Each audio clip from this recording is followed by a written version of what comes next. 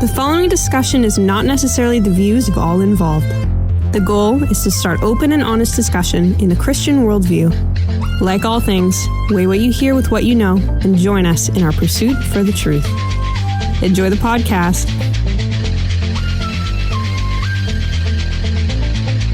We were all on the same page before this. High five. You just rubbed my hand. Hey, I'm trying to be nice. And I'm trying to stop you.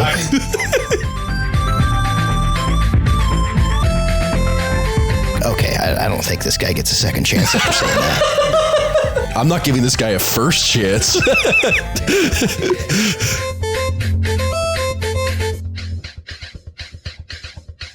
All right, I'd like to welcome everyone to the Second Rate Saints podcast. I'm one of your hosts here, Caleb. To my left is... Joshua. To my left is... I'm Colton, and to my left... I'm Joel, and to my left... It's me, Caleb. We have gone full circle. Sadly, we are missing Cole. That's okay.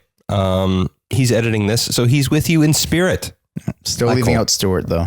Yeah. Anything you didn't hear in this episode. It's not funny. It's You're not right. funny. Yes, for our audio listeners, Josh is raising his hand. I just didn't want to interrupt anybody. I just wanted to say your clapping skills have grown immensely. See, they're also edited out. No one's going to hear that. That's edited out. I don't care that nobody hears how well you clap. I want them to know how well you clap and that you've gotten better at clapping. You know what? I agree with Josh. Caleb, I think you've done a superb job of clapping. That's usually how we start our episodes. You know what else we start our episodes with? We always start with applause. We always start with applause. A single clap to prepare ourselves for the ending It's applause. to synchronize everybody. We assume that you guys clap at the end when we're done with the podcast. You guys clap at the end? Is it? Anyways, so I'm going to kind of transition us out of our worst intro ever into check us out at secondRateSaints.com if you want any of our past or future episodes. And if you want to hear everything that happens just after Caleb claps, you can check us out online. We're also asking that to kind of prepare for our 100th episode, that you send us your questions, comments, or concerns, anything you want to know about the podcast, about the Bible, about anything at all. If something comes to mind, just shoot us an email at secondRateSaints@gmail.com. And we will try and include that on our 100th episode, which will be coming up soon. So do it quickly. We want recommendations for everything, though, even in the day-to-day life of our episode, not just our 100th episode. So if you have a book you think we should cover on What Have You Read, which is our, usually our intro portion to the podcast, send in a book title and we'll get one of the guys to, slog through it. And we'll give you some kind of review at the end. Yeah, we've read a couple. Mm-hmm. Yeah, we've read some fan recommended stuff. I enjoyed every single one that I read that someone recommended. Like Josh, someone recommended Karl Barth's Christian Dogmatics. Can you read all 13 volumes? Yeah, don't be like the Mishnah. And I'm like, oh, come on. The Talmud. Who has time for this? How long is each book? Karl Barth's. Yeah. It's like a whole shelf. Chunky. Yeah, it's very chunky. Okay. Should we cap it at like 500 pages? I mean, you know what? If you think it's reasonable and interesting for the Second Rate Saints to go through it, send us. I want somebody to recommend the 4-part systematics by Gerhard Voss. No, the other guy. If you ask them, to recommend something that ruins the system. Yep. Also, we have read systematics. We do not mind reading pretty much everything. Just don't send us a 13 volume. Colton says that, and then he's not going to read them, and he's going to make me read them, and I don't want to. Give me something easy to read. Guys, we could each read one of the books of Herman Bavinck's systematic and then review it. You think someone out there was like, oh, I should send them Herman Bavinck's systematic? I'd do that. Oh, terrible. Yeah. Well, listeners. One of the best. Send in your book reviews and your questions for our 100th episode. If you'd like to support Second Rate Saints, hit us up at buymeacoffee.com/secondRateSaints or use the link on our website. So today we have a topic that Caleb has procured for us. Is that the right word for it? I wouldn't say so. This is one we've talked about for quite He's wandered into the wilderness of epistemology in some sense. Asking the question that epistemologists know, who knows? Wow. What? See, the thing is, that's actually very funny. On a technical level, I am funny. Thank you, second-rate saints. No, we're talking about religion today. So we've talked about this in the past. This has come up on Turts. And judging by the title of the podcast or the video, you're going to know what we're talking about. We're talking about that common mantra or slogan. Hey, my faith or Christianity is, it's a relationship, not a religion. Yeah. And we'll figure that's a common enough saying that we're just going to go over it. Yeah. Address the concept as a whole. I think, quite a lot of people have this idea. And even if they don't say these words explicitly, there's a lot of people who live out that kind of way of living Christ's life. Let's try not to overgeneralize stances, though, because it gets pretty nitpicky in the middle. Also, you can just say, would that be emulating Christ's life? And thus the question. Yeah, well, that's the thing. It's a common enough slogan, so we're just going to do a whole episode on it. Hopefully you guys are all right with that. But we have we've talked about the subject for a while, and I think it warrants a whole episode. Yeah. Yes. So I kind of broke it down into a couple 4 questions. So I'll ask a question, then we'll flounder about, if that's cool. Yeah. Okay. What do the people who say this slogan, what do they mean? What do you think they mean about religion, quote unquote? In their sentence, what does religion mean? Yeah, when they say Christianity is not a religion. Mm-hmm. The thing that I've understood a lot of the conversation that surrounds this when I've confronted it is that usually it means that they are opposed. They believe that religion is a man-made concept, and that's how humanity tries to deal with God. But what God has done in Christ is not create a religion, but created a relationship as the means to communicate with him, as the means to know him. Okay. And so when they hear the term religion, it's also Protestants a lot of the times that say it, like a group of Protestants that say it. So it's often, I think, coming from it's adjacent to anti-Catholicism. Yeah, I think it can only exist in a low ecclesiological ecclesiology, meaning your study and understanding of the church. That is true because it creates that, but I think it's infiltrated the high churches a lot. I don't think so. You don't think so? I don't think so. I've never heard a Catholic say I have a relationship and not a religion. Yeah. Really? Or an Orthodox. The more Orthodox, but I know like 2 Orthodox people though. Well, and it should be stated that the statement Christianity is a relationship, not a religion, is different than saying Christianity is both a religion and a relationship. Oh, don't worry, we'll get there. Yeah. I think you get sometimes the inverse with Catholics, but let's stay on point. Yeah. I think that when I think of this question, I think of that song that's pretty popular right now.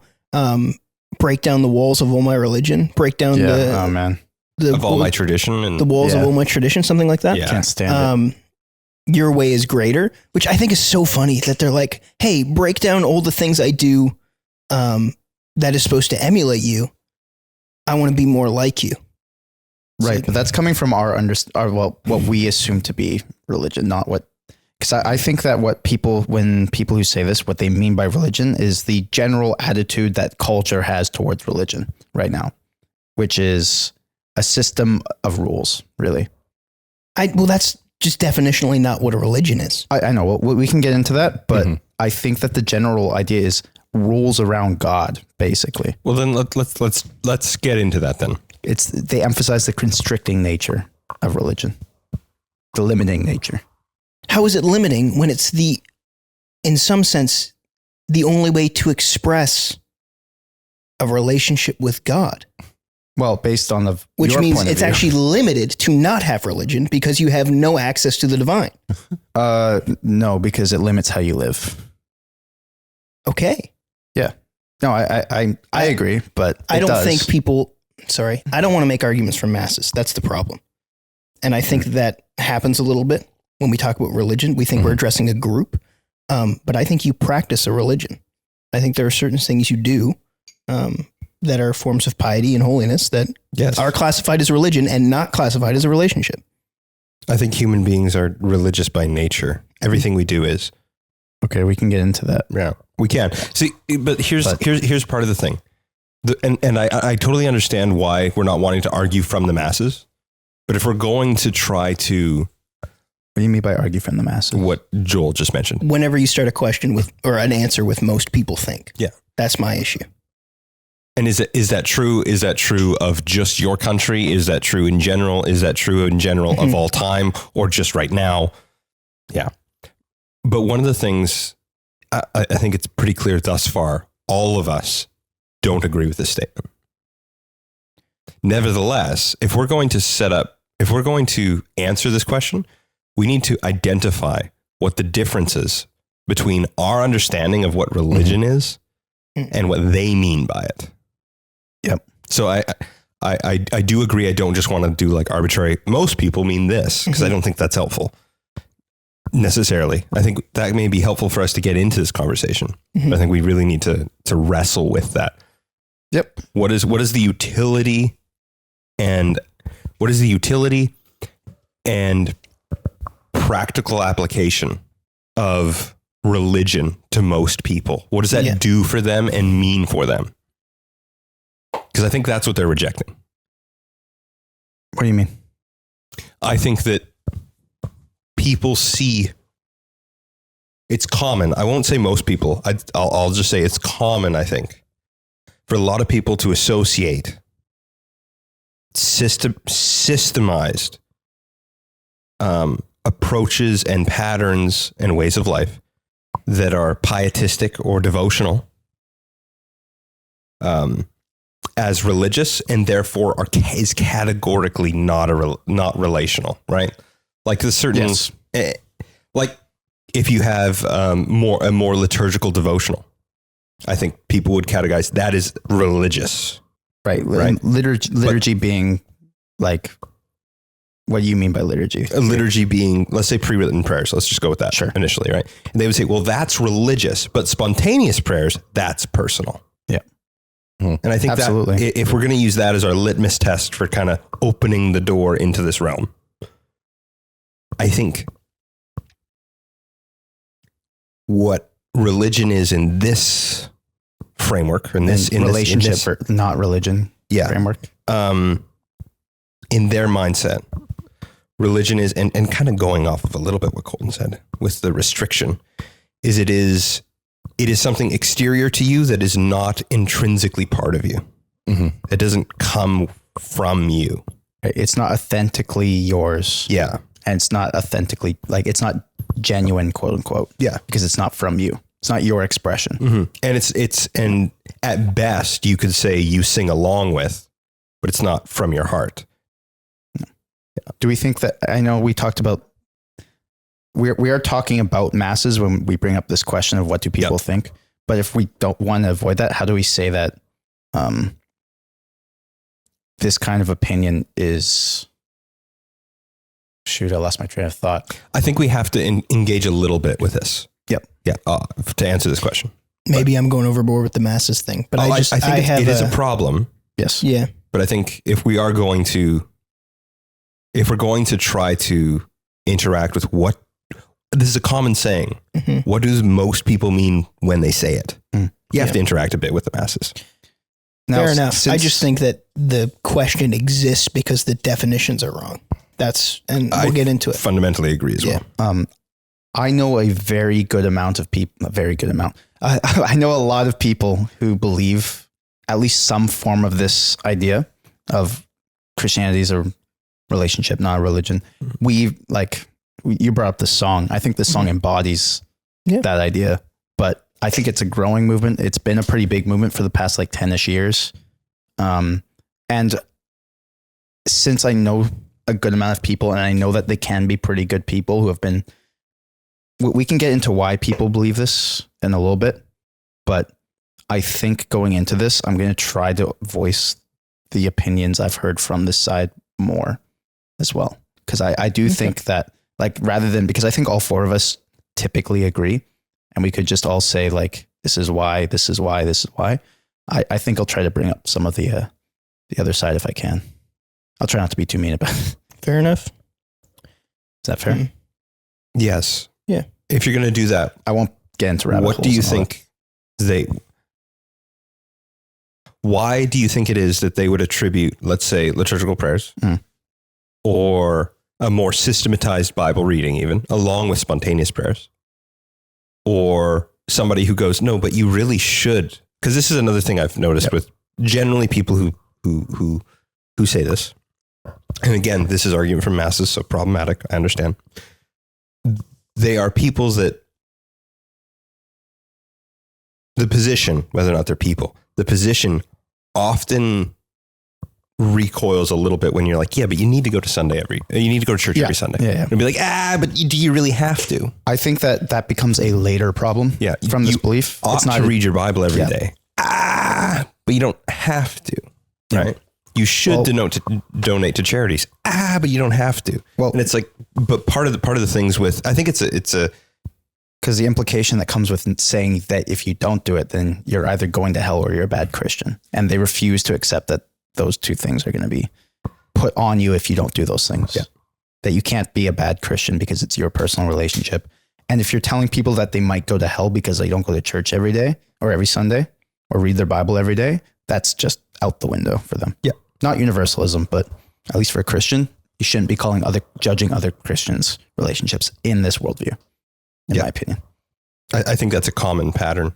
Mm-hmm. It might actually be a better way of discovering what they mean by religion and comparing how they view the rest of the church and faith and salvation. Yep.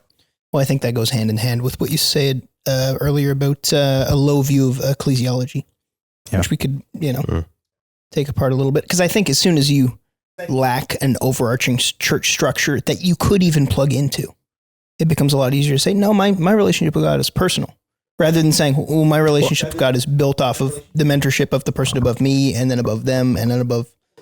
Yeah. Or I think even more explicitly, you can totally make the biblical argument for this with full force. If you do not love the local church, you are actively choosing not to love Christ's body. What do you mean by local church? Like a church body specifically? The Christians that are in your community who are trying to, who are disciples of Christ.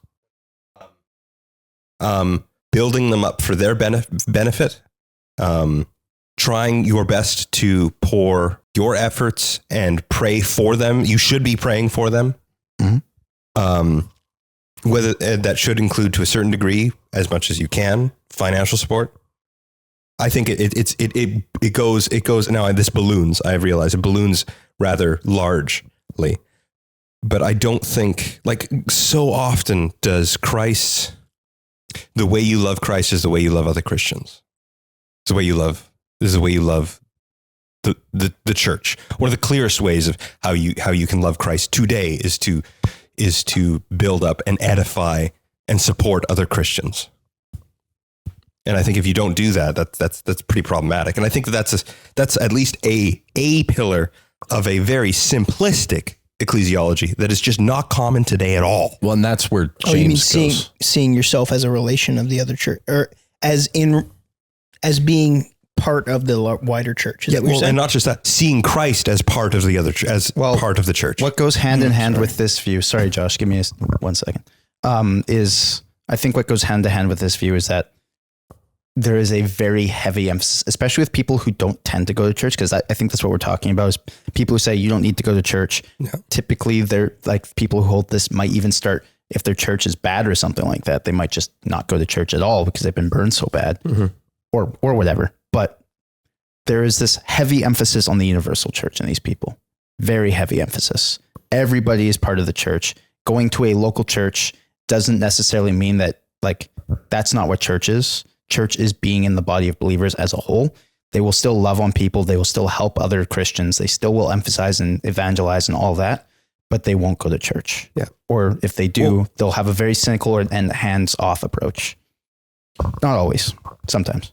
Well, it is, what I like is what Caleb and you have brought up, is that communal aspect is where James goes. Mm-hmm. Do you want me to, I have that verse right here.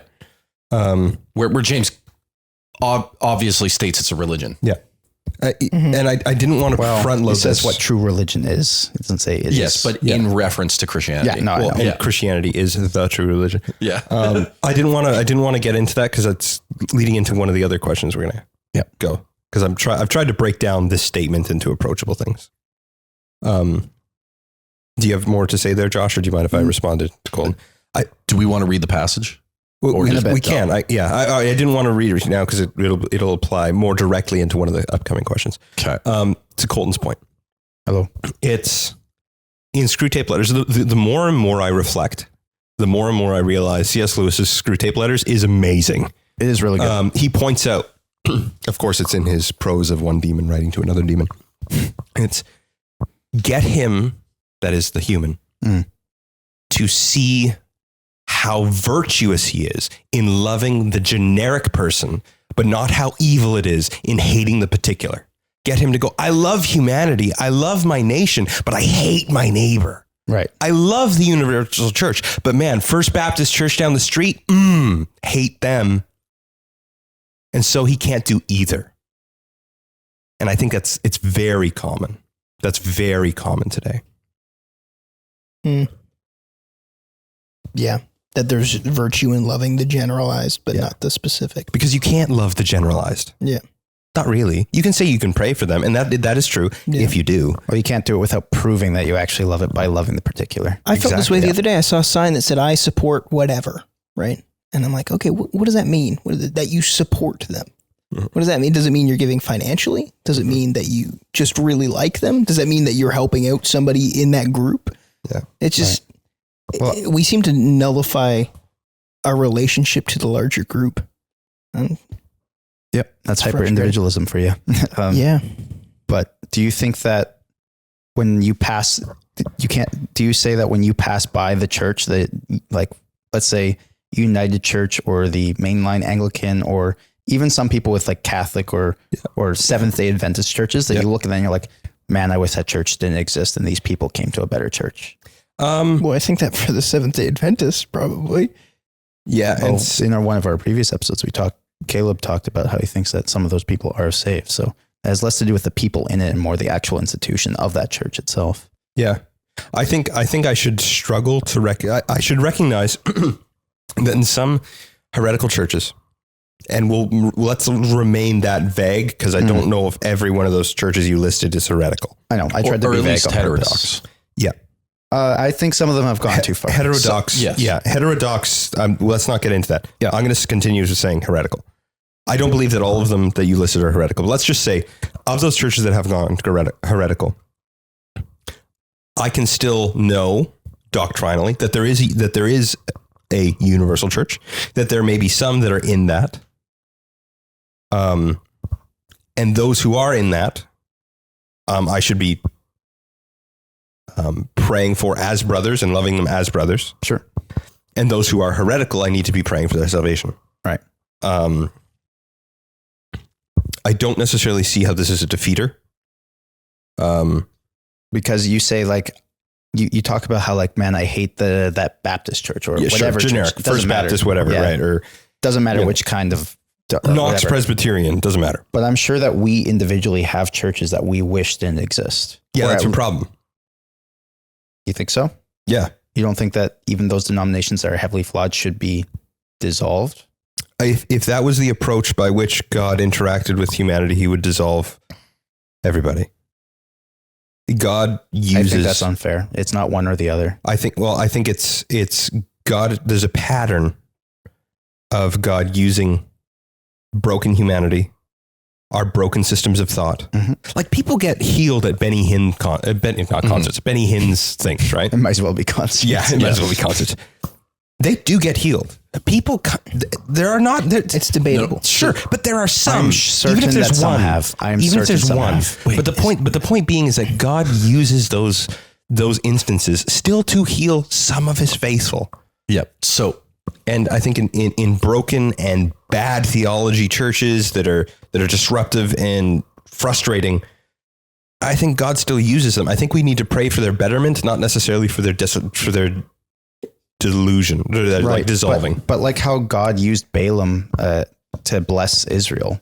it's not a good thing that Balaam was trying to curse but Israel. I don't think that's a correlation quite yet. Yeah. So I think correct. So to the point, yes, people were healed at Benny Hinn's concerts, things, but not by Benny Hinn. Sure. Well, no. I'm not making that argument. No. So this is cool. This goes to the point is that Costi Hinn, his nephew, who's now just a normal pastor, talked about this because he used to work for Benny Hinn when he was corrupt. When Benny he was on Hinn's evangelical healer, right? Quote unquote. Yes. Right. Quote unquote healer. And faith healer, man. One of the things he would do that Costi Hinn helped him do when he was in the system and not a good Christian. And by good Christian, I just mean not heretical and a false shepherd. Yeah. In the podcast Cultish with Mike Winger, this is what he talked about, where people, because of their faith in God, they would be healed and then went in the waiting to go up to be healed by him. And so when Benny Hinn would invite the people up on stage, he had people in the back separate those who were healed previously by God and those who were not, and only take up the ones that were healed and act as if he had done it. Interesting. So there is like quite a bit of proof now, because Mike Winger just did a whole expose on him. And it does seem like maybe they weren't healed at Benny Hinn concerts, which is really weird. Yeah. Yeah. And so what I know it's not Costi to Hinn your point. I know the numbers are inflated. I'm not debating that the numbers are inflated. And so to your point is, yes, God is working in those places, just like in Mars Hill, the whole Rise and Fall of Mars Hill podcast talked about how God worked in that church still, but it was not. I think that's a better example. That's where you see God working through people. I'm going to get in trouble for because of the lack of words, because of his relationship with that person and their religious connection to God, not through the corrupt people in that institution, though they did do things as well. I don't know about that. I think that there's a lot of people who came to faith because of whatever his name is. Oh, totally. Mars Hill man. I agree. But God used him. Yes. In the same way but that we'd still agree that church probably shouldn't have existed. it should have existed better. Yeah. I agree. That's the direction. That's where I would go. Is it should have been better. I agree. But Like at what Israel point does should it have become, obeyed. Yeah, I agree. But at what point does it become too far that we say that's a bad church? Heresy. Oh, I would say the fact that Like it doesn't actual exist. heretical. Does it? It's not See, malpractice. I don't think not Mars Hill ever got fully heretical. I don't think so either. exactly. I agree. But the malpractice and horrible immoral stuff from most of, especially Driscoll himself, Yep. but a large part of the staff as well. Do we not? At what point do we say that it's not the congregation, the church of the people, but the actual physical church building itself? That's the problem.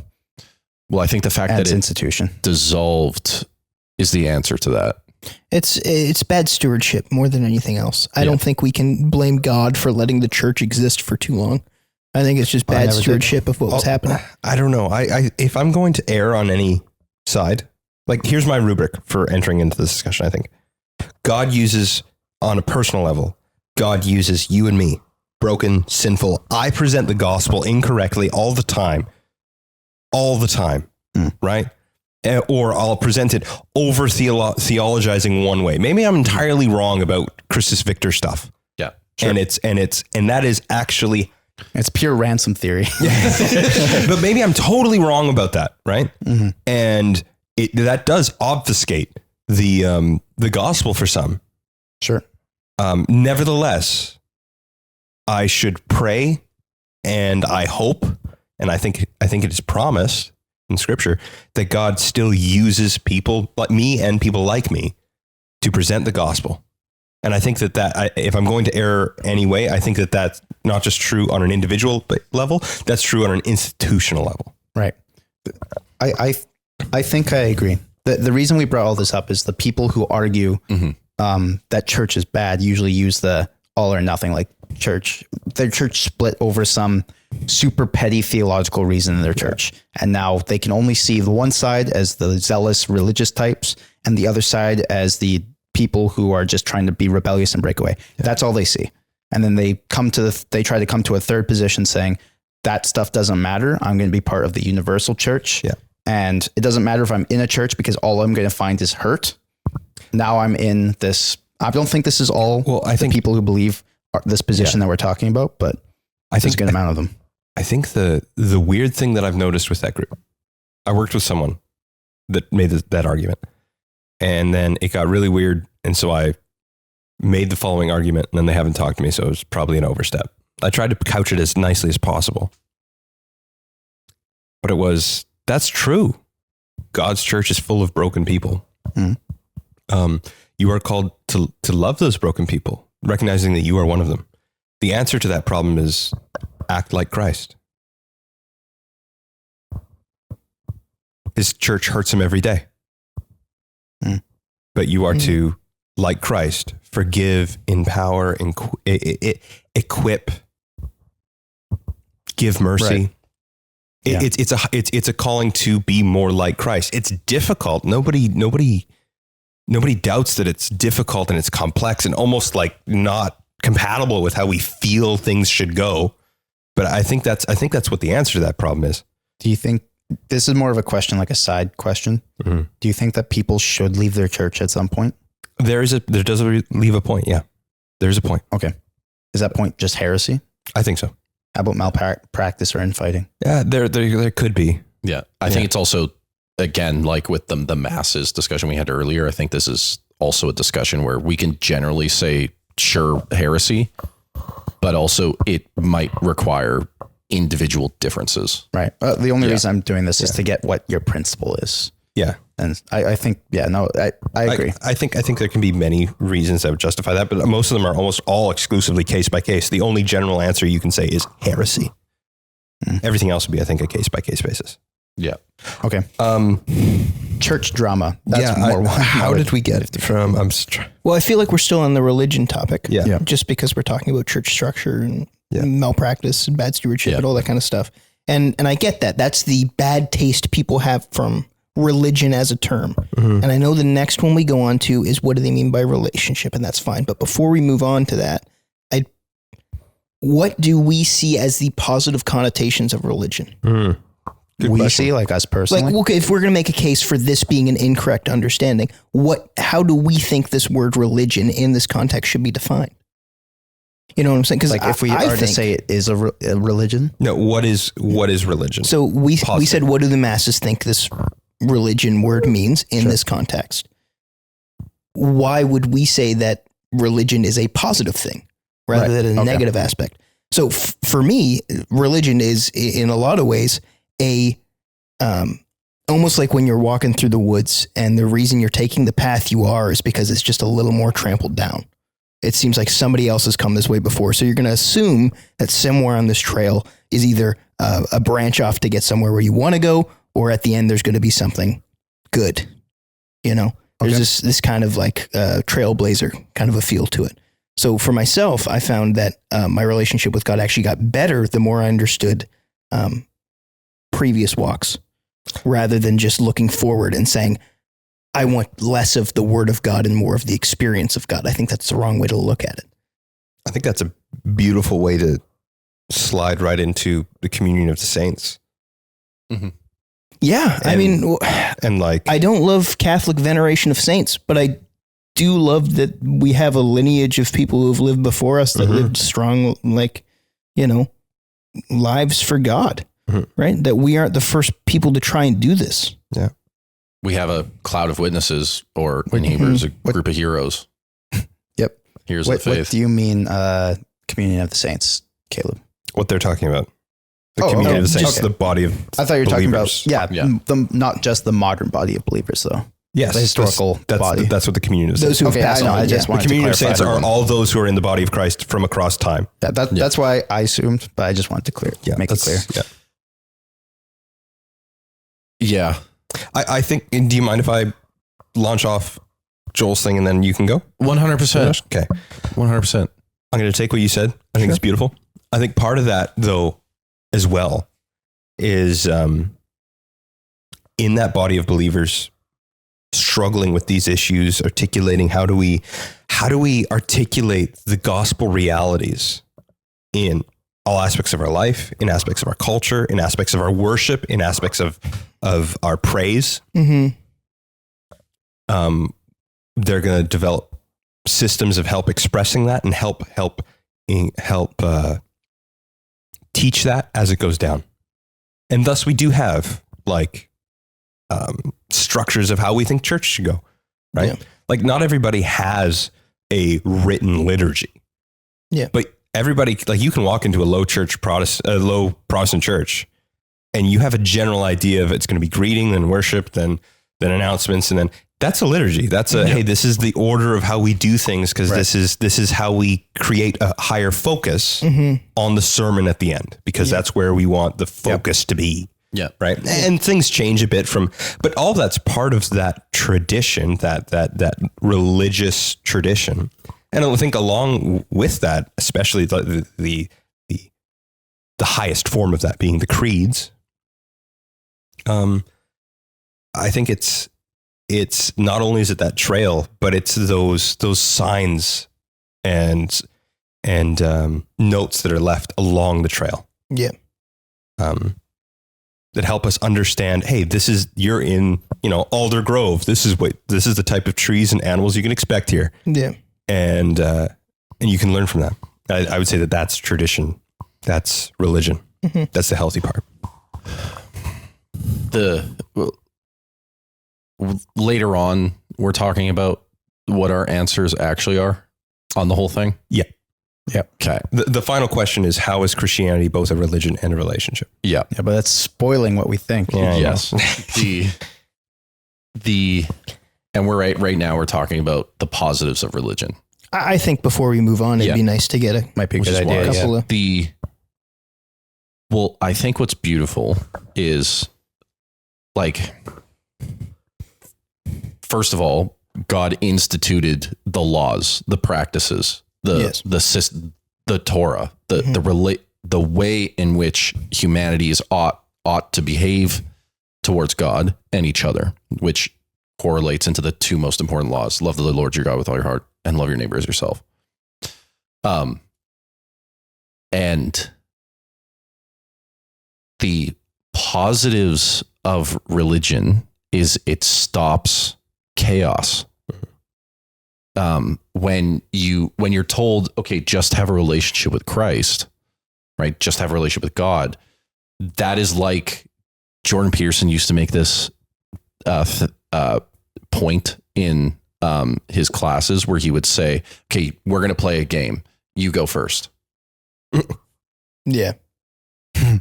Right. And then it's just like, well, what do you do? Well, you could do anything. Right. But when you have a game, you have a system like chess, you have things you can do and things you can't do. Right. And restriction gives you freedom. Right. Yeah. And so what religion allows us to do is it allows us to take that step. Yeah. It allows us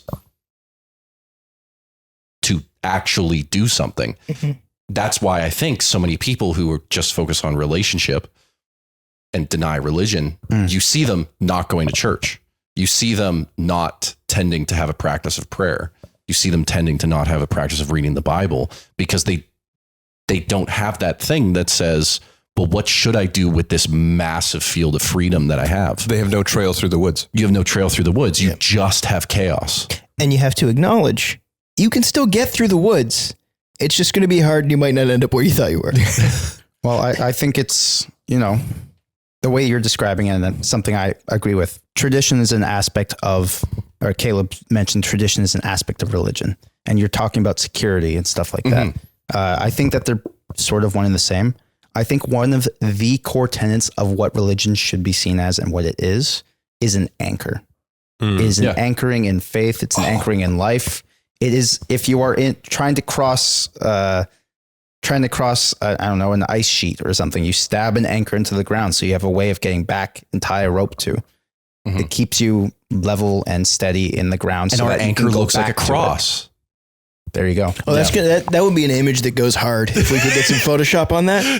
I'll work on that. Give me a middle of an ice sheet with an anchor, please. Thank you. If you mess up, if you slip and fall, if you slip and fall, if you mess up, you have that anchor of the church to go back to, that tradition, the people of the body of believers, the communion of the saints, the people, mentors, the new up and comers. You have all of these old people in faith, young and brand new people changing, people keeping it. But this institution that keeps and holds you in place. I'm not making a point. Okay. I'm just saying, I just can't say what I want without saying the final thing we want to say. Yeah, I know. I think to go with what you're saying there, Colton, G.K. Chesterton made a point that tradition, and in this case, I think religion as well, especially in the Christian sense, is the democracy with the dead. Tradition is how we continue to pull, like religion, and I'm using those terms synonymously. Sure, kind of like what you're saying. It's the way we actually listen to the voices that have gone before and use them to help anchor us. Right, like the massive debates that happened for the creeds about what do we actually believe about Jesus and his divinity. Right, that's our. Yeah. I would really want to read why he says democracy, because I think I'm missing it, but it's interesting. It's Chesterton, so it's all like... I'm sure there's like a massive thing of explanation that I would probably 100% agree with. Chesterton's interesting. Well, actually, Ben Shapiro made that same... He quoted that in reference to governmental stuff. Okay. No. I'm saying like he agreed. Anyways. Okay. But then there's also the negative side of it. Have you heard the slogan etymology? No. Where slogan translates to, I believe it's the Latin for battle cry of the dead. Yeah. Which is like, that's awesome. Which makes sense because it's something that, was said before and now continues onward, which is interesting, which is cool. Should we move on to the next one, gentlemen? Yes. Okay. What do the people who say this slogan mean by relationship? What they... So I think I could start off and you guys can tell me how you disagree with me. Okay. I think, one, it's too low of Christology. And they think that, Jesus is your best friend. And that's true. But that's not the only true thing about your relationship with Christ. And then the second point is we live in an individualized culture. Yes.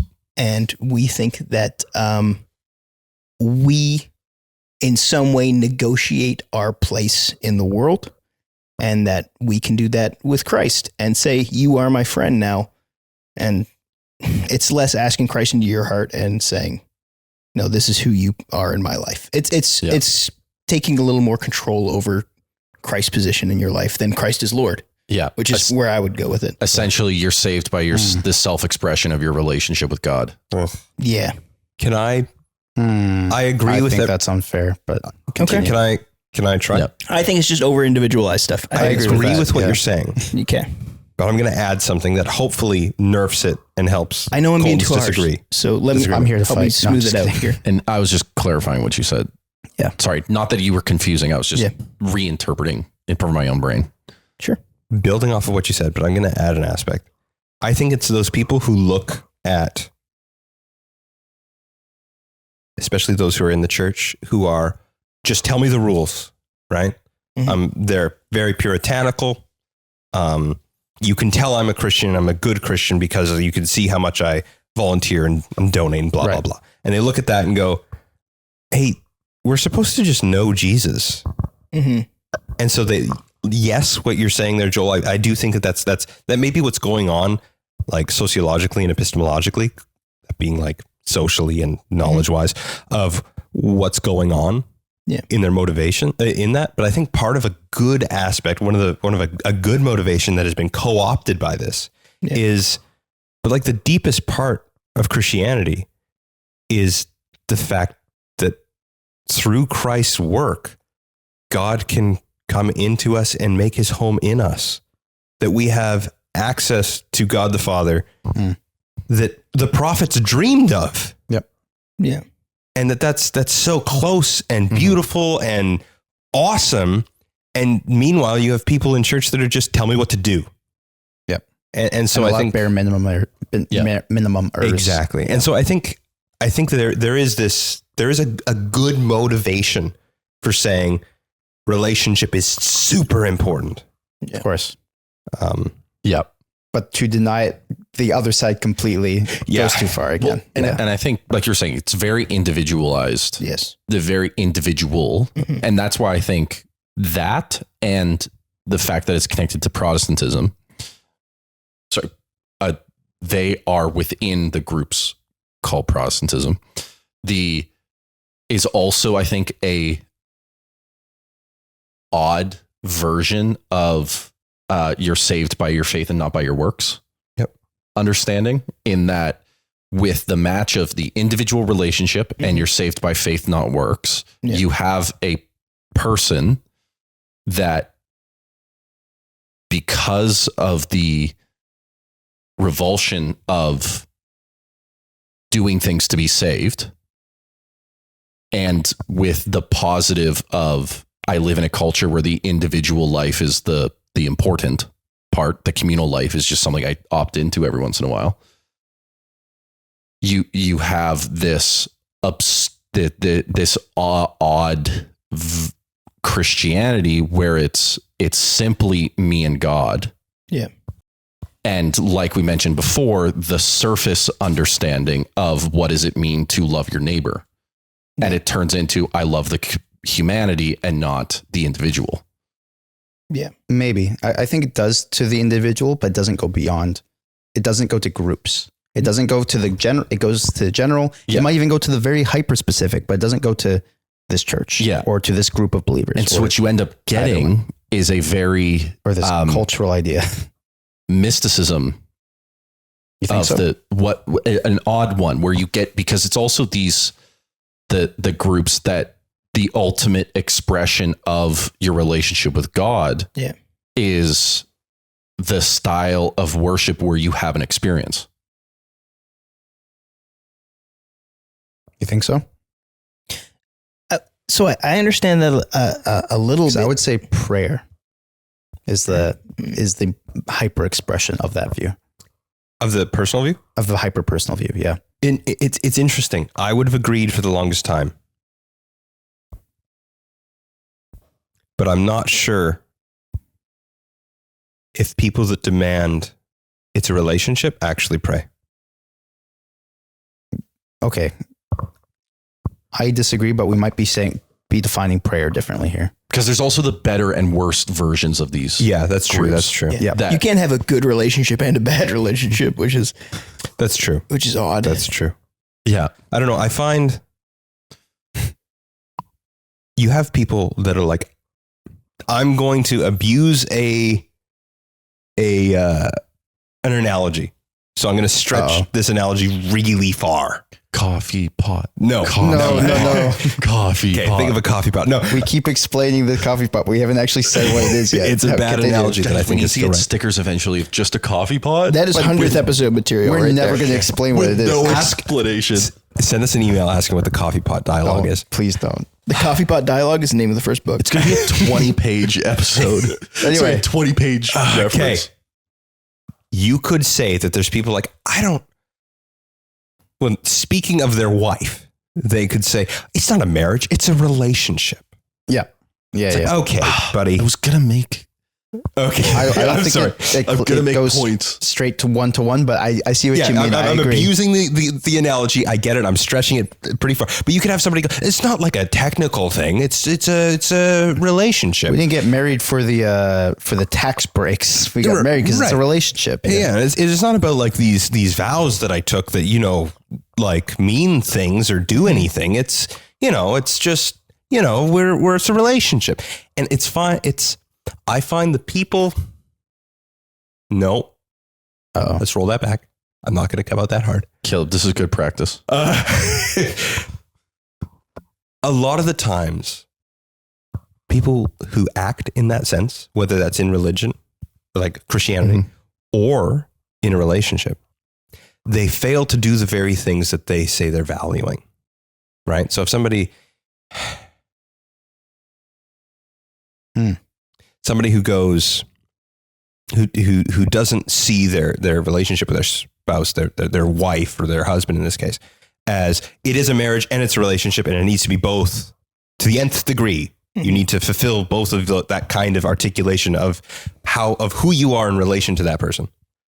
If they just downplay one aspect or they downplay the other, they often don't even fulfill the one aspect that they're left with. I think that is true also when it comes to the religion relationship. For people who just go, it's not religion, it's just relationship, then they don't fulfill the relationship aspect very well either. And that might be an effect of you. It requires two legs to walk. Yeah. I don't know. It depends what that religion offers to the relationship. If we're talking about the Bible, then yeah. But the only institution that people like this tend to hold is the Bible. Well, the body of Christ in the church. That's what it offers. I lost the plot a little bit. Yeah. So are we saying that a marriage is both a marriage and a relationship? It's an institution and relationship. It's an institution and relationship. So are we equating marriage with religion? Yes. In my stretchy analogy. Not too directly. I was going to make the same analogy, but different. Okay. Do you want to? Would it clear it up? Yeah. Okay. Well, maybe. I don't know. You can do just be analogies confusing better. this. Don't worry. No. That sounded condescending. You know He's what? creative. It was. I've not heard what I about was the going to coffee say pot. was the Bible describes our connection with Christ as a marriage. And I would say that marriage, that Christianity being, as we're discussing later, being a relationship and a religion, is that within the relationship, religion is how the relationship is facilitated. So religion is the patterns, behaviors, and knowledge of the other individual that allows you to interact with them in the best way possible. So because we're using marriage as the example, it is the initiation of the relationship through the actual wedding ceremony. It is the rituals and patterns of how you two talk. Yep. And the rules through the vows. Well, no. And like, yes, but what I mean is the how you talk to the individual, how you behave towards the individual, that in marriages that people grow to have. Who sits on what side of the bed? Who does the groceries? who you don't? Who does the grocery? Who gets the groceries? Who does the dishes? Who makes the dinner? All those things. What's my role? What's your role? What do I do? What do you do? What do I know about you? What do you know about me? And religion, as described, is the patterns and systems of beliefs. I don't know if that ties super well to the institution of marriage, more so than the actual relationship itself. Well, the institution of the ceremony and then the having kids would be baptism. Yes. Good. Okay, we were all on the same page before this. High five. Yes. Before What was that? You just rubbed my hand. That was not a high five. And so with God, the Christianity, the religion, the laws, love your neighbor as yourself and God, those things, the how to love, how to care, why we tithe or give charity, or why we behave towards other people in the church is the patterns and the systems within our marriage of Christ. That's how we have relationship with God. Religion is the rule set, like described before, that binds the two in a relationship together, because that's what religion. It's the vows, as it were. What are the vows for Christianity then? What do you need to do to have this relationship? We're going to hit the creeds or Romans Road, right? Well, it's creeds. It's the rule of no, it's the rule of faith. What do you mean? The rule of faith. And people debate about this, right? The rule of faith is what develops into the creeds. The rule of faith is what's testimonied across the charisma of the entire New Testament. The rule of faith is the ministry of Christ and what he has done for you and your belief in him and your following after him. That's very generic. Sure. Right? And that's why faith and works, or faith that brings about works for the Protestant sense, is very, very important. Yeah, I think the rule of faith, you see this, like, it's mostly in patristic authors, right? Where you really get into this, because you get into the creeds and you get into the historicity of Christ's death and resurrection, and also how his ministry propagates in the Holy Spirit through his church. And what is your relationship to that? It would be hard for any of those things, there will be no end to the books of how that works out. And so I don't want to give you a concrete, like, step-by-step answer, but it would be, as Joel mentioned, Romans Road-like, or it would be, I would say the New Testament, the entirety of the New Testament is the infallible apostolic witness to that thing. Okay. But I don't think that it's a clear, easy, if you know what I mean. Okay. It's Christ vows to love his church, and it's how the church's vows to accept and return his love. Sure. If we want to go with the marriage stuff, yes. Yeah. I just think that's where the New Testament goes. Our relationship with Christ is discussed in marriage terms with the church. Yeah. Yes. But not as individuals. But that's how that, okay. Not always. Can you articulate that? Not all of, yes, the marriage stuff, especially with the church. There is some marriage allegories talked about, and especially some of the parables when it comes to how individuals interact with God and through Christ and all of that. But with the, besides just like the church or the body of believers or any of this, or how God interacts and Christ is married to the body and the church. Besides that, how individuals are talked about in relationship to God is not necessarily always done through marriage, through the church. Yes, sure. So we say that the church is the bride of Christ, not that you are the bride of Christ. Not necessarily. I would say that you are part of the bride of Christ. I agree, because you're part of the body. And you should focus on that. I don't think that's the main focus. I think you should articulate that. You shouldn't diminish that.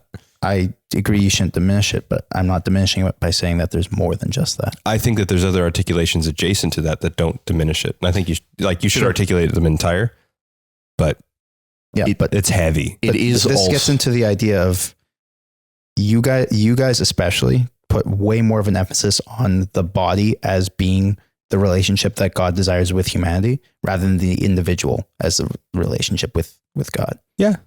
Which I don't think is necessarily wrong, because I think there's a massive emphasis, especially when it comes to a lot of the letters when it talks to the church rather than to individuals, that is emphasized more. Yeah, for sure. Well, and that would be the cultural lens in which the New Testament would be written. Especially to general churches, yes. So to be specific on my part, the consciously, I believe that the individual and the corporate understanding of our relationship with Christ is 50-50. Okay. If I failed to express that, I totally get that. The point I would make is that the individual aspects on how I relate on the individual religious life is how I relate to my neighbor, to the corporate, the rest of the body, and how all of us relate to each other is how we relate to Christ. Yes, absolutely. And so how we relate to each other is how we relate to Christ. Yes. Because the love the Lord your God with all your heart and love your neighbor as yourself are unable to be done without the other. It's not just that. That's it expressed in the Old Testament. You have tons of stuff in the New Testament of whatever you did for the least of these, you did for me.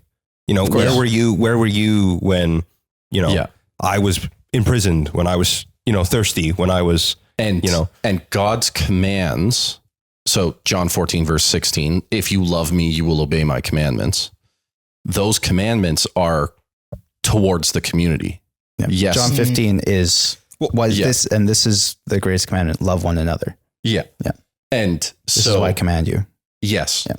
And so this is why I said that how I am right worship, how I ought to behave in every facet of being a human as made in the image of Christ is my part in the marriage with Christ. And his part is the death and resurrection, being king before all creation, firstborn of the dead, all the stuff mentioned in Colossians. And so that's what I mean by who's doing the dishes, who's making dinner.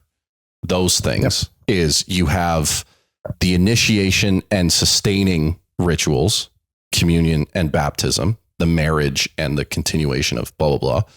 You have then what it is you're doing in the house, in the temple, in the place, in the home. We work and keep the garden. He does his role. He provides everybody for us and we get them baptized. Sure. There's the word. I can agree. I agree, especially with but again, this doesn't have to do with individuals. This has to do with the church. Well, no, because I'm the one that's doing those things. And you're the one that's doing those things. Not when it talks about it in the Bible. It talks about it to the general believer, not to a specific person. I don't even know if I agree. Well, no. Even if I do agree. But no, which I don't think I do. There's a difference between corporate and a group of individuals. And what I mean by that is when God is saying the church must do this, he's not saying the whole group has to do this thing as a group all the time. When he says you must love one another, that is a corporate command, but that is an individually done thing. When he says you must baptize. He's not saying that every single person must baptize someone. Yes. He's saying that if you individually do this thing, as the group of individuals must baptize. Yes. It's a command to everyone. Right. And so but not everyone specifically necessarily. Yes. Although some of those commands. Yes. Some of them, yes. Yeah. And so love one another. The human life is expressed in individual and corporate together. And so that is why I believe in Genesis, you have he is both given the command as an individual to Adam, but also they are to do these things. Well, the reason I bring this up is because the history behind this movement, I think, is long storied and very heavily tied with cultural and religious movements. Yeah. One of the theological emphases is Jesus, as you brought it up in the beginning, Jesus as friend and brother. That Jesus, when he talks, especially to the disciples and stuff, talks about you have the Abba Father thing, of course, but we have been made among their brothers, kind of exactly, stuff. And we've become children of God through Christ's death and resurrection. That's not marriage. That is specifically relational in terms of both hierarchy and, especially with Christ, friendship. Yes, but just wait. There's a categorical difference for why those two images exist. And you are brothers with Christ and sons of the Father. Mm-hmm. That's your relationship with the Father. Your relationship with Christ is marriage. It's also brotherly. No. Yes. Images of it. Yeah. But in relationship to the Father. That is why there's the separation in Paul's. I don't think it's just that. I think that's overstepping. Well, no. You see this as exemplified in Paul's expression of our relationship of passing on glory to the other is in multiple of the epistles of he separates our relationship with the Father and our relationship with Christ as categorically expressed differently. And that's why you see the relationship with Abraham and the nations as being friend with God in covenant. And then you see with Israel, you see marriage because it's his son who they're marrying, the one who pulls them out, the one who rescues them from Egypt. And in that passage that Paul brings up, he talks about the relationship between a master and a servant, a wife and a child, a mother and a child, parents and child, wife and husband and Christ and the Father. And he expresses those relationships specifically differently in how they are understood in those images. Sure. And so, yes, we are brothers with Christ, but in relationship to the Father. But when he's talking specifically about how I relate with Christ, we relate as through marriage. I think that goes too far. That's saying that's all it is, which I'm not saying it's all it is. You're saying that's how we relate to Christ. is through marriage. I agree that's the church. I don't know if I agree as individuals necessarily. I don't know. I think that the Bible emphasizes the friend and brother thing, especially in the Gospels, way more than the marriage. I can't figure it. The friend thing. The brother thing, fine. Brother the thing's friend, thing. I can't think of one. Lord is the highest image as master. Yep. That's the highest image, not brother. Highest image, sure, but there is a relational aspect with the brother. Oh yeah, all of these things are relationships. but I think the most common one is Lord and Master. Something different, yeah. Correct. The most common one is Lord and Master. Sure, not brother. Correct. The most shocking one might be brother. I think friend is the most shocking one. However, I don't know. John brings up friend a few times. Yeah. I acknowledge that there is the images which are used across the New Testament to articulate our relationship with Christ are multifaceted. Mm-hmm. Now that doesn't mean that the angles that which one side shows the other completely nullify. I think the idea would be that they modify. Yep. That they both are true. They coalesce together to create something new. Yep. Yes. Or yeah, whatever. True.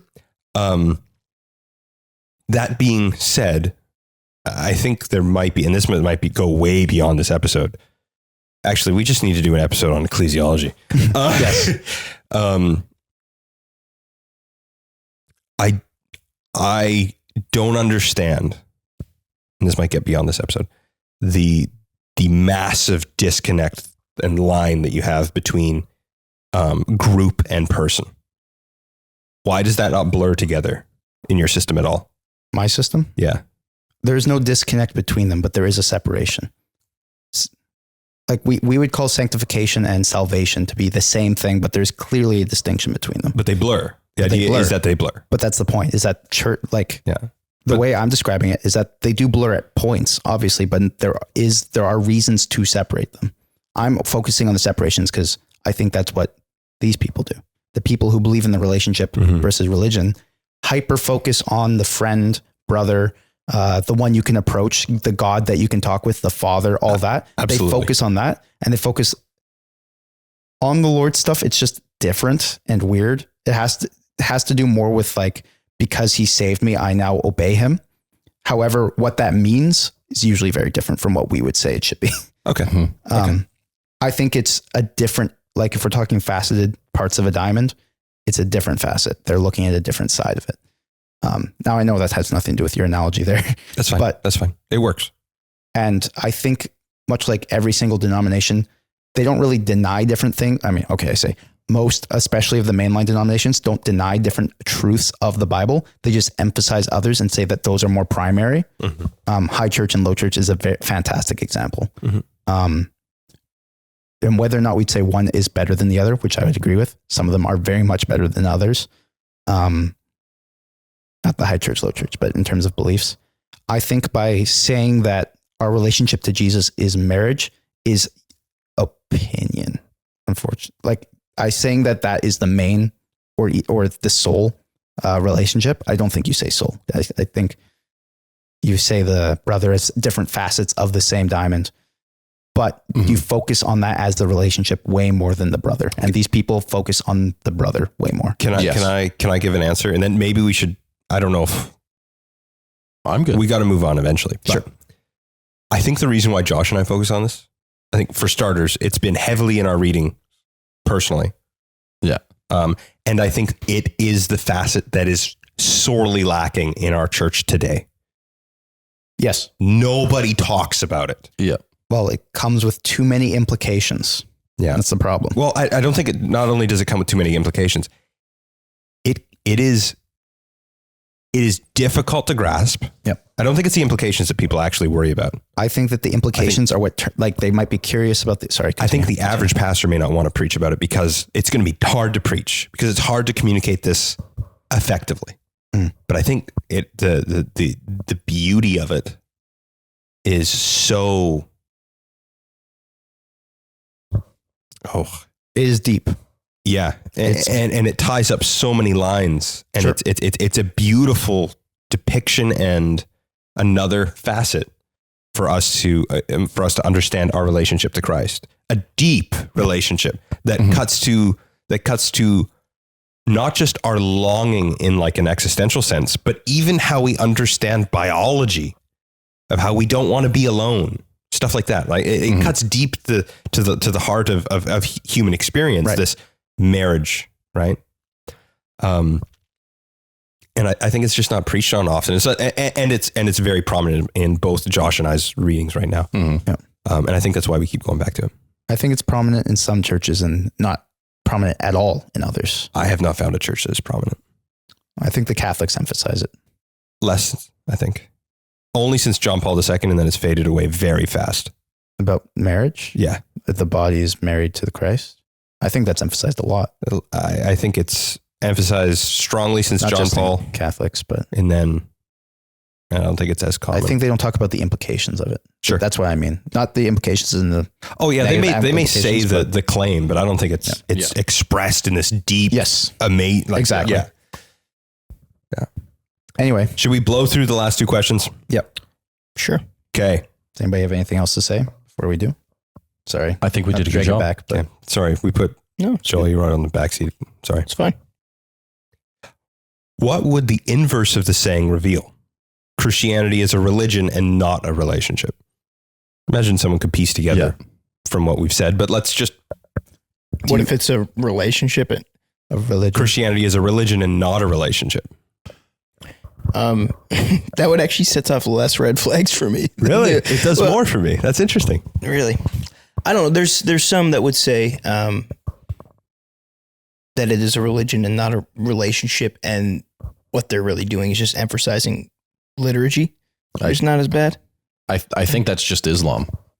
Okay, I was going to say it. Actually, I was thinking the exact same. I can't say it. Yeah, one side is just Islam. I mean, it's all about access to the Father. Emphasize relationship. It's just different. Yeah, but it's different in a bad way, and I'm not going to give it an edge. I don't know. Okay. I disagree with them on a lot. Entirely different in any sort of relationship. You don't have a relationship to them. It's frustrating. Anyways, David Wood, look him up, watch his stuff. He's better at it than I am, but I'm equally angry. He also has some mental reasons for why he's in such great I never knew opposition. Being absolutely emotionless made you better at debating Islam. It's so good. Okay. Anyway, side on David Wood, a clinical psychopath who there you go. Literally learned doesn't have Arabic empathy. Just to read the Quran and then I think part of the problem is because of his issue being a psychopath is it's hard for him to love like Christ effectively, and he has to try to do it purely action based without compassion. Well, speaking of, I want to talk about this for just a second. Okay, 1 second. So this ties in kind of two aspects, and I think it proves why this is a religion and not a relationship actually works. It's kind of like what we talked about with our sin episode about contrition and attrition. Basically, live like Christ until you live like Christ. Yes. You know what I'm saying? Like, here's the thing. If you're a clinical psychopath, like David Wood, having a religion and not a relationship is actually really good because you don't understand relationships. But if somebody comes in and says, this is how you love your neighbor, right? Like you care about them like you would care for yourself. You look out for them like you'd look out for yourself. Like that's good. But what I mean, what I said earlier was that I think because he is unable to have that compassion and to feel the love, in the way one human ought to, it's in his debating, it's extremely difficult for him to love. Sure. And so in that relationship with it being a religion and not a relationship, it normatively, it needs to be both. It is both. But he just doesn't experience one. He just doesn't experience one. Well, let's move this away from David Wood. No, he still has relationship. It's just very different. Yeah. It's not emotively expressible. It's practically expressible. Well, that gets into what I think something I wasn't really able to talk about before because it wasn't a good scene. I think Joel had more to say on this. I'm just going to Sure. do the David Wood thing and then move on. Okay. Let's not make it about David Wood. Here's the thing. Whether it's religion and then relationship or relationship and then religion, it has to be one until it becomes the other, right? So for some people, it's going to function better as a religion until to the point that you have a relationship with God, right? It should always be moving towards the center in some way, I think. And so there is some utility. If somebody walks into a church service and there are words on the screen telling you what to say and what to do, that's excellent. Or if you go to a concert, which is not actually a concert, it's a Pentecostal church service, and then you just kind of feel the vibe that everyone else has, and you partake in the relationship everyone else is having. Or as Paul says, you see someone prophesy and go, God is here. Yeah, that's the thing, right? And you can say, well, where is your liturgy? Well, we're just sitting in the presence of God, right? And then you walk into somewhere with a lot of liturgy and you say, well, I don't feel the presence of God. It's like, well, yeah, because right now we're doing the religion part and then we will have our relationship during our own devotional time. Like, it's like, anyways, there's a lot going on. But what I'm saying is there is some utility to moving from religion to relationship rather than from relationship to religion. Especially in the case of somebody who doesn't functionally understand the love for Christ or the love for one another. Well, if we're talking about this idea, I think this gets into what this point is saying. Because we say religion, it's a religion, not a relationship. The big red flag that sets off is the fact that it is not. If it's not a relationship, there is nothing personal to it. Yes. It is just what you do. It's not anything about you. It's not anything about what you believe, what you think. Not necessarily. If it's not a relationship, it is. No, it matters what you believe. Why? Because you can believe things without having relationships with them.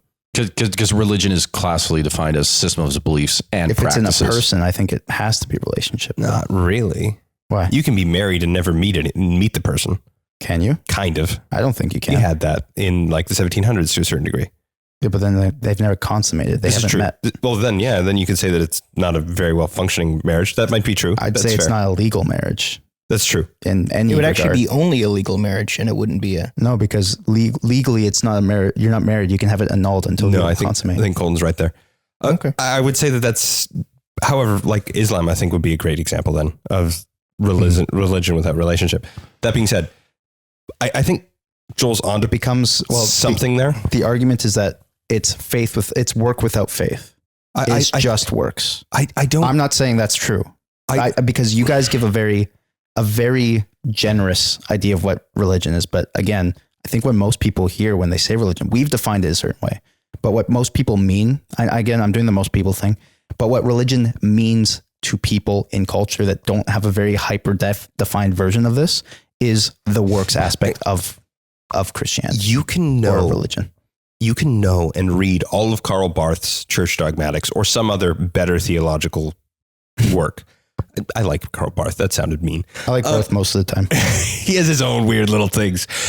You can have all that, but if you don't have a relationship with Christ, if you don't have the Holy Spirit actively living in your life, massive problems. Now, that doesn't mean you don't believe. If you could write the best theology and know exactly how the creeds should be articulated in relation to the modern day or into like Neoplatonistic philosophical terms. Sure.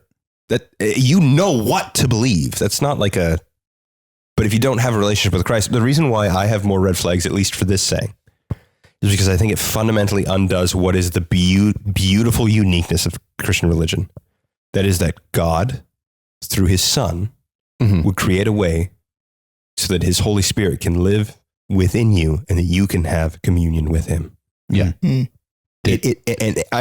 You'll find other fake religions that will offer systems like a vow, a system to how you can have a relationship, or systems for that go this, you do X, Y, and Z, like what Colton's saying. But only in Christianity is that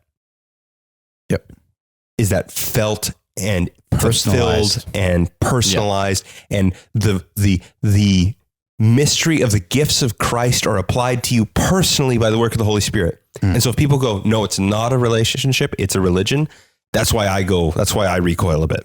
However, I agree. for Joel's point, especially with like that, for an entry point, it could be one or the other. And then you got to, it's that swinging pendulum thing. Even though there's some ways that the way that that's articulated, I think we debate about. Sure. But in general, I think that image is good. Mm-hmm. Okay. I recoil though at the To say it's not a relationship is to Yeah. deny a massive aspect of Christianity. I would say is the beautiful core of Christianity. Right.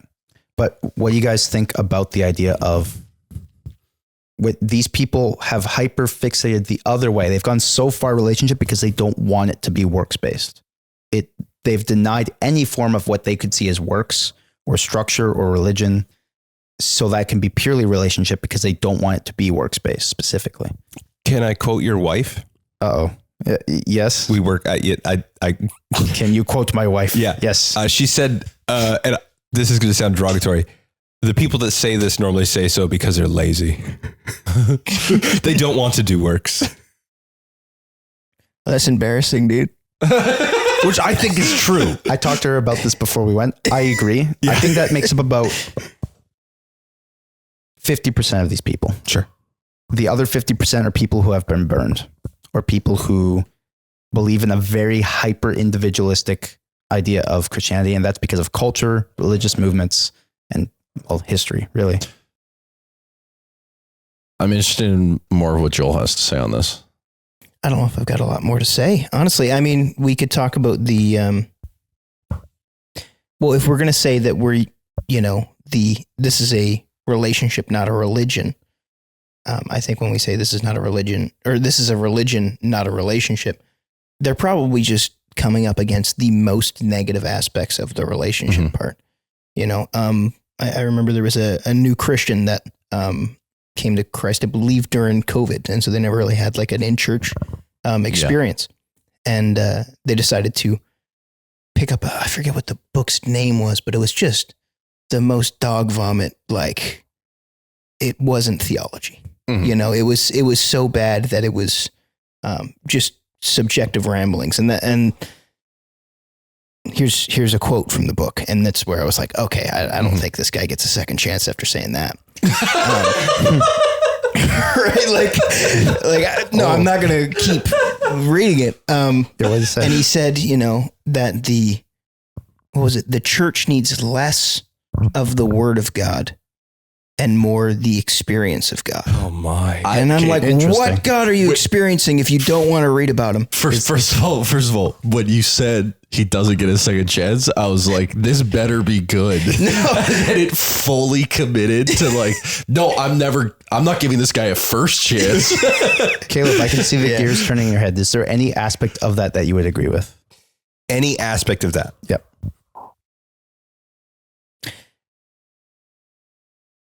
Right doxology leads to right praxology. Okay, you might have to explain that. Orthopraxy. Orthopraxy, sorry, forgive me. Right belief intrinsically leads to orthopraxy. That'd be right how actions. you act. Yeah. If they are not acting, and this might be maybe where they're going with the experience, this is the only way I can defend this. I'm sorry. They need to, if the orthodoxy is not leading to orthopraxy, something's wrong. And they need to step back and reevaluate. If part of that is, hey, let's reevaluate how we're doing our liturgy. Let's switch things up. This is the only way I can defend this quote, guys. Okay. Yeah. Right. Fair enough. That being said, I don't think that's anywhere close to what that guy was talking about. Yeah. I think that the only way that this quote, and I think this ties into the whole, what we're talking about with relationship versus religion, is that you would emphasize that if the church is dying because it's overly focused on what it's doing and not, why it's doing it and stuff. Yeah, we say word of God, but that would be focusing too much on what the preaching is and what's being said specifically, more so than, the ideas it's talking about. So when it says worshiping God, it's trying to draw back to a proper one. So not to deny the Bible, not to deny that, but to deny of overly simple and just meticulous version of Christianity that is just reading the word and hoping that's enough. That being said, though, I think every church needs to do more public reading of Scripture because holy moly, it's commanded in Scripture. Why aren't you doing it? Anyway, carrying on. Because they don't read Scripture, Caleb. Like, that's kind of the problem. Yeah. It's commanded in Scripture. Okay. Anyway, my rant's over now. Because we should probably do closing remarks. Yeah. Well, we have one big thing to talk about. Well, we're at time. I know, but the one big thing is, what is the proper version of this phrase? And so that's why how is everything fixed? Is the final question. So I think my closing remarks are on this point, sure, which is I believe that Christianity is the whole idea that we know as Christians is that God initiated a relationship with humanity by creating them, but then also while we were still sinners, Christ died for us, or before we loved him, he loved us. He initiated a relationship and then gave us the religious structure to be able to relate to him properly. Mm-hmm. I think that's what happened. I think that's the proper understanding of religion and relationship, is that we're in relation with our God, with our creator, and religion is how we facilitate our half. I'm going to stop you right there.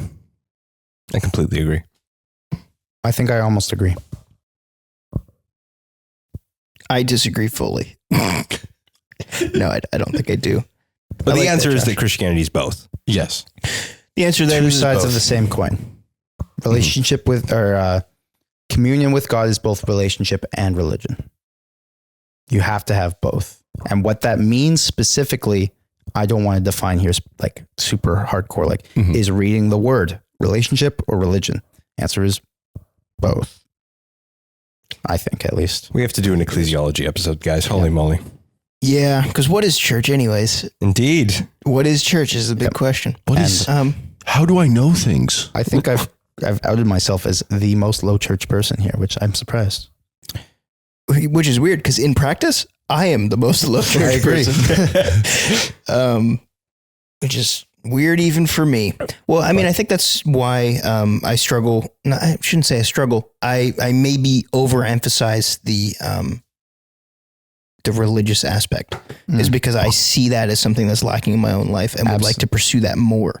So for me, not seeing some of the negative aspects of religion is probably because I'm not steeped in that. And that's something that's still, it's not new in my walk, but it's something that I aspire to Still work on. Well, it's one of those things where it's like, I've always been trying to get through the woods, but now there's a cool little path and like you would follow that until you get where you're going. See what you mean, you know, so it is pretty personalized to my own walk. And that's a big part of this, right? Is you can even see this as a, more to the religion or more to the relationship part, like, and you're all traveling towards the center, which is Christ. Which is Christ. I don't know if I could say it's Christ in this one. Sorry, you're the image that you made that we talked about before just kind of like brought the whole idea of that I mentioned before about God initiating a relationship with us and then religion is how we respond. It's literally we're outside in the wilderness and outside of the garden, and religion is the path that Christ took to go from the garden to us, and then we walk back with him to the garden. Oh, it's the path that he made with his own blood so we can follow him back into the center. Yeah. Oh, and how do you know you're going towards the mountaintop? You can see the water flowing out. Hell yeah. Oh, man. That's so cool. What do you do when you're lost in the woods? You follow the river.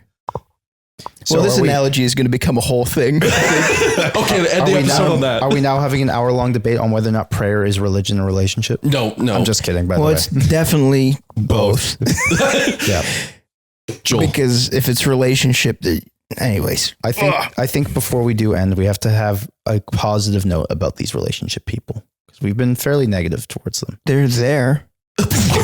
Whoa. No, that's actually the good thing. They showed up. Well, no, the fact that they emphasize the relationship gets to the point that you're saying, Caleb, about how the relationship aspect of Christianity is the core, is the connection between God and man. Just don't throw out the baby with the bathwater. Don't throw out the parameters which he set. Yeah. Right. We think they just disagree on what those parameters are, to be honest. I think it's pretty laid out in scripture. I know you do. But we agree. We disagree. You and I disagree on this. What? But yes, that's the positive note is that they're presenting that it's like, hey, like, yeah, the relationship is what matters. The doing things is how we get that relationship, but they don't focus on that second part that I mentioned. Yeah, that is the problem. So my thing is, I think they're factually wrong. And that if there was more attention to detail, they would realize that, you know, it's so weird to say, I go to church every Sunday at 10 o'clock and I raise my hands and sing a worship song, but I don't do it religiously. What are you doing? You don't understand what you're doing, which is wild. To say something nice, okay? They keep the rest of us in check. The rest of us like me. Box checkers. Except they don't include us in their relationship with God. I'm trying to be nice. And I'm trying to stop you. They keep the rest of us in check. And also, generally speaking, if you can connect the dots, approach with the Bible with these people. Connect the dots. Why it's important for them to be plugged into the local church. Why it's important for them to love other Christians. Why it's important for them to be in relationship with other Christians. Why your relationship with Christ spurs on good works. Why it has to. Right. Otherwise, it's dead, as according to James. And not as in like a, hey, so do the thing. But it's like, hey, that's how that's how that organ healthily produces things. Right. Be patient with them. And I think for the majority of the time, unless they're bought into far more problems with the way they view scriptural authority, which half and half maybe. Sometimes, yeah. Approach with the Bible, and more often than not, I think, if you're patient, you approach with the Bible, and you show the points of connection, they'll come around. Yeah. Mm-hmm. I think that these people they are wrong. Literally wrong, if we want to go into what Joel said. I said factually, but yeah. Actually, sorry, yeah. But I think that that I keep saying these people. I feel mean when I say these people. Yeah, I know, right? Whoa. But okay, Don Cherry. The people who say these things are emphasizing what they're saying literally doesn't actually get across what they mean or what they believe, really. It's more of an attitude of the heart and specifically a focus. They're getting across a focus. When they say it's not a religion, they don't mean that, because we would point to things they do and say, that's religion. Mm-hmm. Like you say, putting your hands up, but not religiously. You don't get points for being cognitive dissonant. It's not cognitive dissonance. It's just they don't care as much about what they're saying, more what they mean. And what they mean, I don't think is necessarily bad. I do think it goes too far. And I think that's more the good thing, is that there is a healthy version of relationship versus religion. It just can't be all religion is bad, or even most religion is bad. There has to be you have to unify both. Yep. You have to have a healthy view that unifies the church, your beliefs, and God all together. Also, the saying is cringe. I cringe every time I hear it. Yeah. Saying cringe was cringe. Yeah, that was Christianity is a sandwich. You need both sides of the cringe sandwich. Well, let's butter up this Christianity sandwich and ship it out to Vietnam. Christianity panini. This is the last analogy I'm going to make. And if you want to hear more grade A analogies like that, check us out at secondраtesaints.com for all of our past and future episodes. If you have disagreed with anything you've heard, then let us know. And if you haven't disagreed, listen again. Because we gave you lots. Or if you want to hear Caleb clap. Yeah, if you want Caleb's clap to be included in the 100th episode, because I'm so sorry, I had to bring it back. Please message us, and we'll get him to clap live. Well, not live. We'll record it live, and then he'll clap, and then we'll send it to you. Cole is 100% going to edit either one or two or more claps at the end of this episode. Just gonna be all of the ones he has saved. It's going to sound like a bunch of tortillas hitting the floor. It's going to be awesome.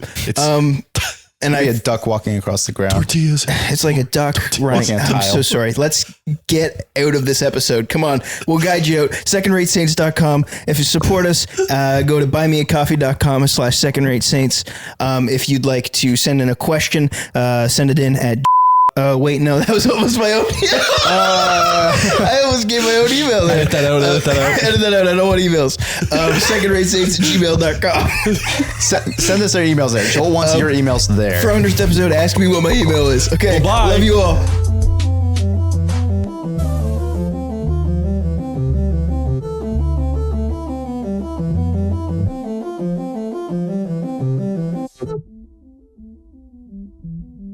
Dog, dog, dog, dog, dog, dog, dog, dog, dog, dog, dog, dog, dog, dog, dog, dog.